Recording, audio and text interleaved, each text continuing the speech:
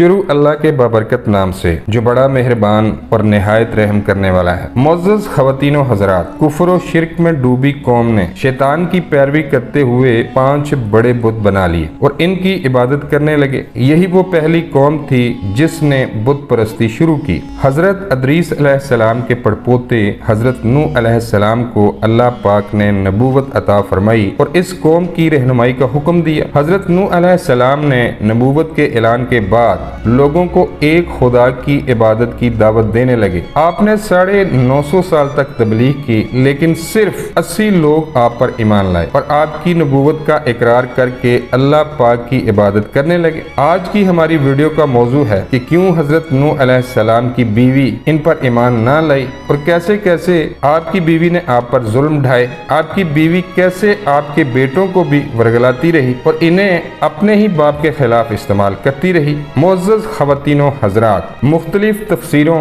اور تاریخی کتابوں میں حضرت نوح علیہ السلام کی بیوی کو مختلف ناموں سے پکارا گیا ہے، لیکن مشہور اور متفقہ یہی ہے کہ اس کا نام واحلہ تھا۔ یہ برسوں حضرت نوح علیہ السلام کے ساتھ رہی اور اس سے حضرت نوح علیہ السلام کا ایک جوان سالہ بیٹا کنعان بھی تھا۔ اس کے علاوہ باقی 3 بیٹے حام، سام اور یافیز حضرت نوح علیہ السلام کی دوسری بیوی سے تھے، جو کہ آپ علیہ السلام پر ایمان لے آئی تھی، لیکن واحلہ اور اس کے بیٹے کنعان نے حضرت نوح علیہ السلام کی رسالت کو کبھی نہ مانا اور آپ علیہ السلام کو ساری زندگی اذیتیں دیتے رہے۔ جب حضرت نوح علیہ السلام نے اعلان نبوت فرمایا تو قوم کے لوگوں نے ان کی دونوں بیویوں کے رشتہ داروں کو اکٹھا کر لیا اور حضرت نوح علیہ السلام کے گھر بھیج دیا کہ وہ اس نئے دین کی دعوت دینا بند کر دیں، نہیں تو پوری قوم مل کر نوح علیہ السلام کے گھر کا گھیراؤ کر لے گی۔ روایتیں ملتی ہیں کہ جیسے ہی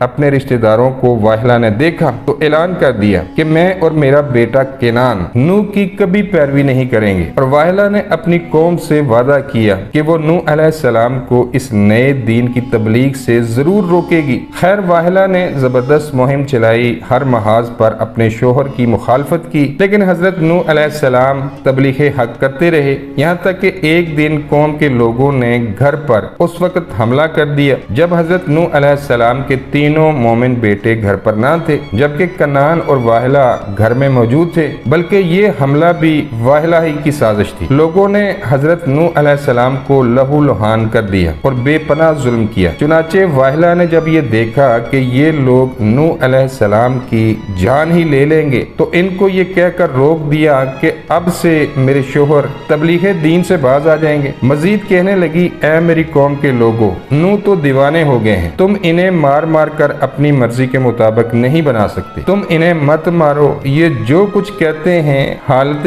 دیوانگی میں کہتے ہیں، انہیں خود بھی معلوم نہیں کہ یہ کیا کہہ رہے ہیں۔ اس طرح لوگوں نے حضرت نوح علیہ السلام کو چھوڑ دیا۔ حضرت نوح علیہ السلام کو اپنی بیوی کی ان باتوں سے بہت تکلیف پہنچی۔ انہوں نے پہلی بار خدا سے شکایت کی، خدایا میں ان کافروں میں گھر گیا ہوں، اگر یہ لوگ مومن نہیں ہو سکتے تو ان کو تباہ و برباد کر دے۔ قوم نوح کا یہ حال ہو گیا تھا کہ مرنے سے پہلے ہی ہر بندہ اپنی اولاد کو نصیحت کرتا کہ نوح دیوانے کی باتوں پر کان نہ دھرنا۔ پھر جب اللہ پاک نے وحی کی کہ جو ایمان لا چکے ہیں ان کے علاوہ اب کوئی بھی شخص آپ پر ایمان نہ لائے گا، تو پھر آپ نے بارگاہ الہی میں مناجات کی اور آپ کی دعا قبول ہوئی۔ اللہ پاک نے آپ کو ایک کشتی بنانے کا حکم دیا۔ اللہ نے حکم دیا کہ کشتی نوح میں سوار ہونے والوں کے علاوہ دنیا کی تمام مخلوق تباہ و برباد کر دی جائے گی۔ قرآن میں ارشاد باری تعالیٰ ہے، اور نوح کو وحی ہوئی کہ تمہاری قوم سے مسلمان نہ ہوں گے مگر جتنے ایمان لا چکے، تو غم نہ کھا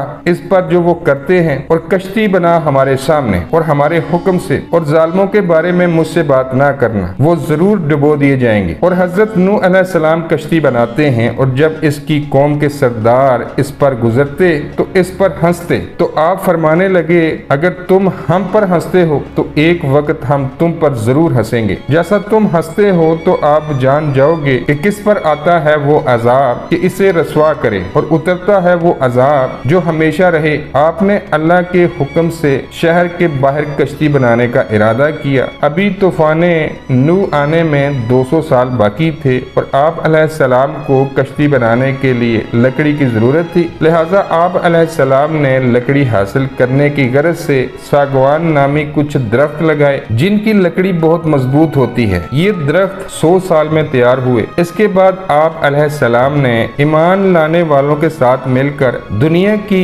پہلی کشتی بنانے کا کام شروع کر دیا۔ کشتی کی تیاری کے دوران آپ کی قوم نے آپ کو بہت تکالیف دی، یہاں تک کہ کشتی پر فضلہ بھی کرتے رہے، لیکن آپ سب کچھ برداشت کرتے ہوئے کشتی کی تیاری میں لگے رہے۔ اپنی قوم کی طرح واحلہ بھی حضرت نوح علیہ السلام کو کشتی بنانے سے روکنا چاہتی تھی، اس لیے واحلہ ہر روز رات کو اپنے بیٹے کنعان کے ساتھ آتی اور کشتی میں جگہ جگہ سوراخ کر کے چلی جاتی۔ یہ اس کا روزانہ کا معمول بن گیا تھا۔ حضرت نوح علیہ السلام جب کشتی کو دیکھتے تو بہت پریشان ہوتے۔ جب لوگوں سے پوچھتے تو لوگ کہتے کہ ہمیں تمہارے تختوں میں کوئی دلچسپی نہیں۔ خیر ایک دن حضرت نوح علیہ السلام نے سارا دن تختوں کو جوڑنے میں لگایا اور شام کو اللہ پاک سے دعا کی، اے میرے خدا، جو بھی آج میرے ان تختوں میں سوراخ کرے تو اس کے ہاتھوں کو بے جان کر دے۔ چنانچہ صبح جب حضرت نوح علیہ السلام نے دیکھا کہ پھر سے تختوں میں سوراخ ہیں تو آپ اپنی قوم میں سے بے جان ہاتھ والا شخص ڈھونڈنے لگے، لیکن بہت تلاش کے بعد جب انہیں بے جان ہاتھ والا شخص نہ ملا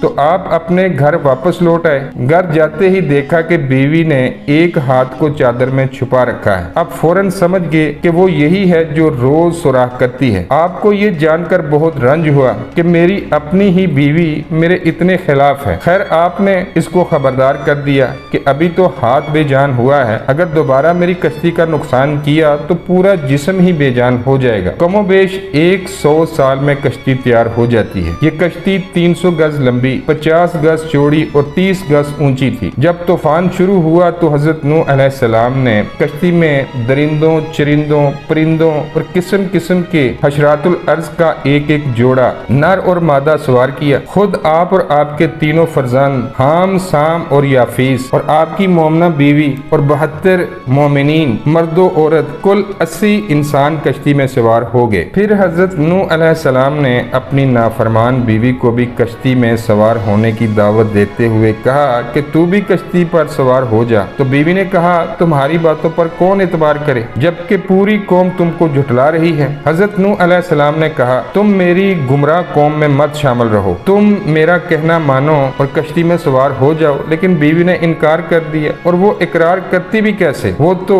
حضرت نوح علیہ السلام کی نبوت کو شروع سے ہی نہیں مانتی تھی اور وہ مسلسل اپنی گمراہ قوم کا ساتھ دیتی رہی۔ بیوی سے مایوس ہونے کے بعد حضرت نوح علیہ السلام نے بیٹے کنعان سے کہا تم کشتی میں آ جاؤ، تو اس نے بھی صاف انکار کر دیا اور آخر آپ کی بیوی واحلہ اور بیٹا کنعان دونوں کشتی میں سوار نہیں ہوئے اور طوفان میں غرق ہو گئے۔ ناظرین کرام، اس میں کوئی شک نہیں کہ حضرت نوح علیہ السلام کی قوم، ان کا ایک بیٹا اور بیوی اللہ پاک کی نافرمانی کی وجہ سے غرق ہوئے۔ اس لیے ہمیں چاہیے کہ ہم اپنی اور اپنی آنے والی نسلوں کی خیریت اور بقا کے لیے اللہ اور اس کے پیارے حبیب صلی اللہ علیہ وآلہ وسلم کی نافرمانیوں سے ہمیشہ بچیں اور دوسروں کو بھی بچائیں۔ آئیے ہم عہد کرتے ہیں کہ گناہوں سے دور رہتے ہوئے نیک اعمال کریں اور ہر ایک کی اپنی حیثیت کے مطابق مدد کریں۔ اللہ پاک ہماری دعاؤں کو اپنی بارگاہ میں قبول فرمائے، آمین یا رب العالمین۔